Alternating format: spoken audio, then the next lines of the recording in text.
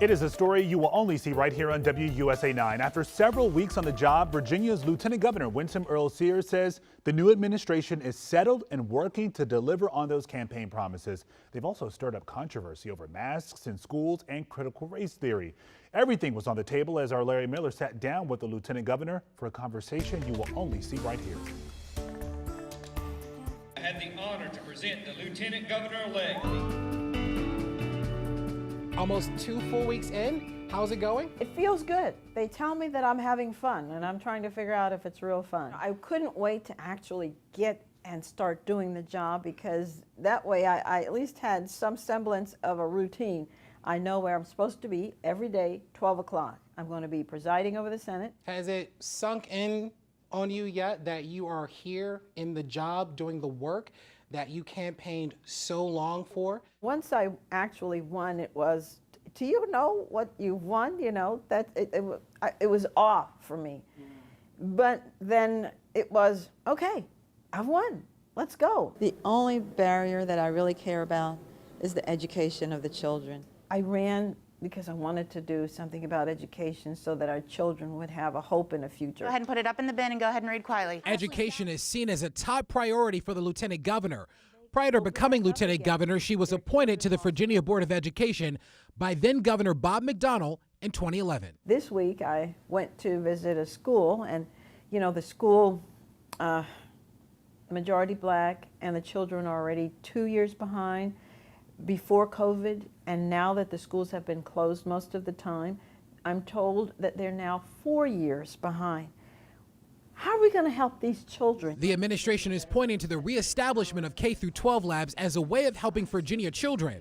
In an agreement signed last week, the creation of school labs, where a school partners with a college or university to focus on specific curriculum, is seen as a way of helping underserved communities and improving education. I'm told by one university that they had a thriving program helping the underprivileged children, especially successful. Any help? Are you okay, Kaylee? Earle-Sears says she wants the children of Virginia to have a fair shot at opportunities like she had growing up. She was born in Kingston, Jamaica, and immigrated to the U.S. when she was just 6 years old. When my father came with only $1.75, he took any job he could find, put himself through school, and now he's comfortably retired. And here I am. You know, I'm the one who came off the plane as well. And so I want them to understand, I did nothing special to get here. All I did was stay in school and study. Virginia's children were the cornerstone of the Youngkin and Earle-Sears campaign. We should not use inherently divisive concepts in schools. Governor Glenn Youngkin signed an executive order banning critical race theory and other divisive concepts in school. Although it's created considerable emotion, few understand what critical race theory, or CRT, is all about.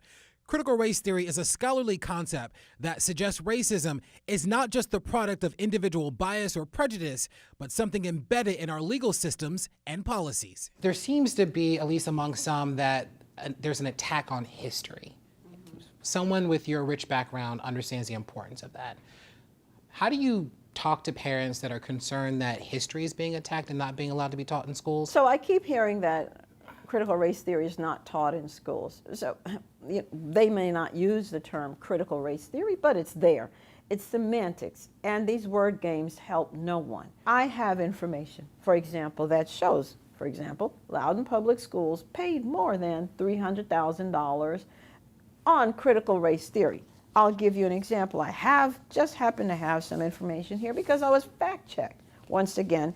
And the purpose of this, it says, it's a Loudoun County Public Schools service agreement with this organization, and it is to provide consultation, a meeting facilitation, and professional learning services on critical race theory. Loudoun school officials told WUSA 9 critical race theory is not part of the state's curriculum, and adds that the district is not hiring a consultant to teach CRT. A statement from the superintendent last March explained that the contract was related to an equity assessment and provided training for LCPS staff, not students. The equity assessment examined the experience of students, parents, educators, and staff based on their social, cultural factors and their race. Teach history. My God, we learn from history that we don't learn from history. So we have to teach the good, the bad, and the ugly. But like any new administration, Youngkin and Earle-Sears have to find their legislative footing. With Democrats in control of the Senate, meeting some of their legislative goals will be a challenge. How do you find the compromise in some areas where there are very clear differences? They say politics is the art of the possible, right? So you negotiate.